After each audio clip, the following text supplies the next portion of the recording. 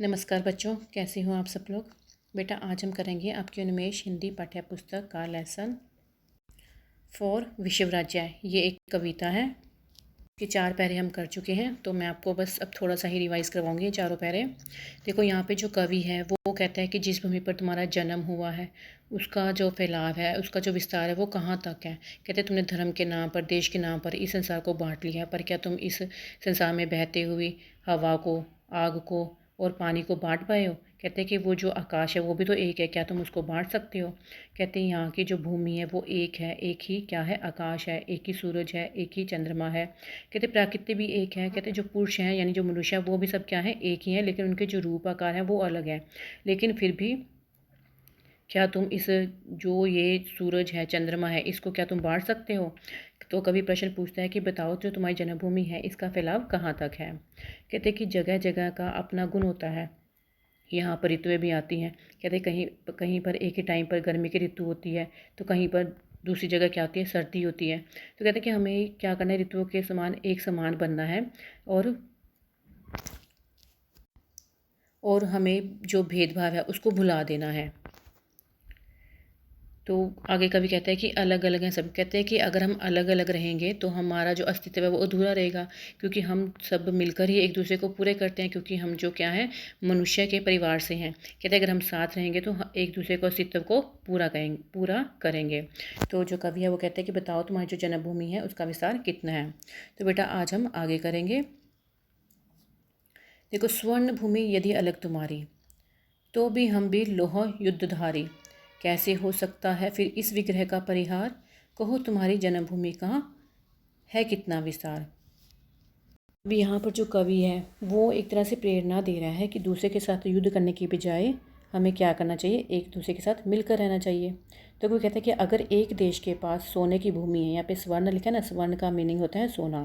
तो कभी कहता है कि यदि एक देश के पास सोने की भूमि है तो दूसरा देश कहता है कि हमारे पास क्या है, लोहे के अस्त्र हैं। लोह युद्ध लिखा ना, तो हमारे पास क्या है, लोहे के अस्त्र हैं। और वे दोनों जो देश हैं वो क्या करते हैं, हमेशा लड़ने के लिए क्या रहते हैं, वो तैयार रहते हैं। तो कवि कहता है कि अगर ऐसे ही चलता रहेगा तो देश जो है वो आपस में मिलजुल कर रहने की बजाय क्या करेगा, युद्ध की बातें ही करेंगे। तो जो कवि है वो कहता है कि विश्व कैसे हो सकता है फिर इस विग्रह का परिहार। कहो तुम्हारी जन्मभूमि का कितना है विस्तार। तो कवि कहते हैं कि यह जो विश्व है, कहते हैं कि अगर आपस में तुम युद्ध की बातें करते रहोगे तो वो कभी भी एक नहीं बन पाएगा। कहते हैं कि ये जो विग्रह यानी जो ये अलगपन का भाव है इसको हमने क्या करना है, त्याग देना है। क्योंकि हमें इस जो अलग अलग जो भावना का त्याग करेंगे तभी तो हम ये स्वीकार कर पाएंगे कि जो हम सभी जो मनुष्य हैं वो क्या है, एक हैं। इस पैरे को एक बार फिर से रिपीट कर देती हूँ। देखो बेटा, यहाँ पे जो कवि है वो बता रहा है कि अगर एक देश है वो कहता है कि उसके पास सोने की भूमि है, तो दूसरा देश वो कहता है कि उसके पास लोहे के अस्त्र हैं।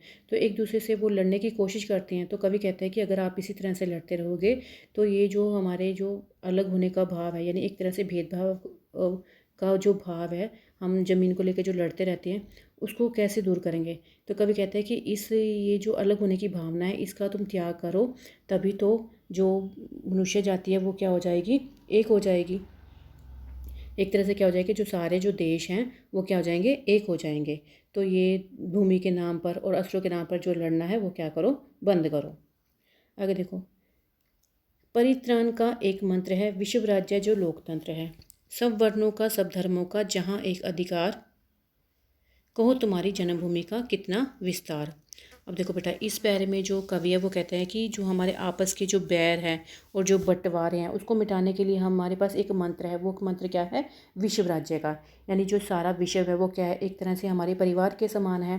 तो कहते हैं कि कोई ऐसा काम हमें नहीं करना चाहिए जिससे जो आसपास के जो देश हैं वो उनको किसी कोई परेशानी का सामना करना पड़े। हमें केवल अपने देश के लाभ के लिए न सोचकर क्या करना चाहिए, पूरे विश्व के बारे में सोचना चाहिए। क्योंकि जो हमारा विश्व है वहाँ पर क्या है, लोकतंत्र प्रचलित है। और लोकतंत्र किसको बोलते हैं, लोगों के राज्य को। क्योंकि जो हमारा राज्य है लिखा ना, सब वर्णों का सब धर्मों का जहाँ एक अधिकार। कहते हैं कि हमारा जो राज्य है यहाँ पे सभी धर्मों को मानने वाले, सभी वर्णों को मानने वालों का क्या है, समान अधिकार है। तो कवि कहता है कि बताओ जो तुम्हारी जन्मभूमि है उसका विस्तार कितना है, यानी वो तुम्हारी जो जन्मभूमि है वो कहाँ तक फैली हुई है।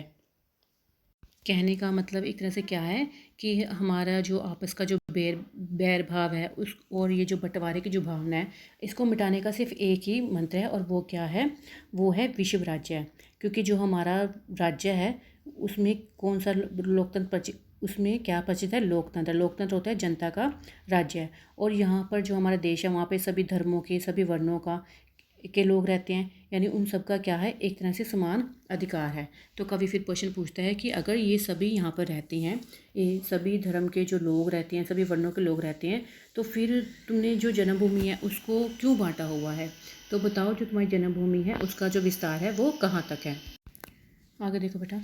एक देह के विभिन्न एक देह के विविध अंग हम, सुख दुख में सब एक संग हम, लगे एक ही छत पर सबका स्नेह लेप सो बार, कहो तुम्हारी जन्मभूमि का कितना विस्तार। अब देखो, एक देह के विविध अंग हम। अब देखो यहाँ पे जो कवि है वो कहता है कि जैसे हमारे शरीर के अंग विभिन्न होते हैं, वैसे ही इस पृथ्वी पर क्या है, जो देश हैं वो अलग अलग हैं, लेकिन वो जो सारे देश हैं वो क्या करते हैं, एक दूसरे के सुख दुख में क्या करते हैं, साथ देते हैं। लगे एक के छत पर सबका स्नेह लेप सो बार, कहो तुम्हारी जन्मभूमि का कितना है विस्तार। शत होता है चोट या घाव लगना। और अगर किसी अंग पर कोई चोट लगती है तो जो दूसरे अंग होते हैं उस पर क्या करते हैं, अपने स्नेह का क्या करते हैं, स्नेह का, प्रेम का क्या लगाते हैं, लेप या मलहम लगाते हैं। तो एक तरह से जो कवि है वो इन पंक्तियों के माध्यम से कहना चाहता है कि जो हम सभी मनुष्य हैं उनको क्या करना चाहिए, सभी को मिलकर रहना चाहिए। देखो, कहने का मतलब क्या है बेटा, यहाँ पे जो कवि वो कहता है कि जिस प्रकार हमारे शरीर के विभिन्न अंग होते हैं, उसी प्रकार हमारा जो ये संसार है वहाँ पर जो देश है वो अलग अलग बने हुए हैं। तो कहते हैं कि जब किसी एक को चोट लगती है तो दूसरा उस पर मरहम लगाने के लिए आ ही जाता है। तो एक तरह से कहने का क्या मतलब है कि जो हमारे जो देश हैं, जो तो ये संसार है, संसार में जो देश है उसको धर्म के नाम पर न बांट कर, देश के नाम पर न बांट कर हमें क्या करना चाहिए, एक साथ रहना चाहिए, और सभी को मिलजुल कर अपना जो देश है उसका क्या करना चाहिए, विकास करना चाहिए, यानी इस संसार का विकास करना चाहिए। तो बेटा आपकी जो पोएम थी वो ख़त्म हो गई है। तो आज के लिए इतना ही। ओके बेटा।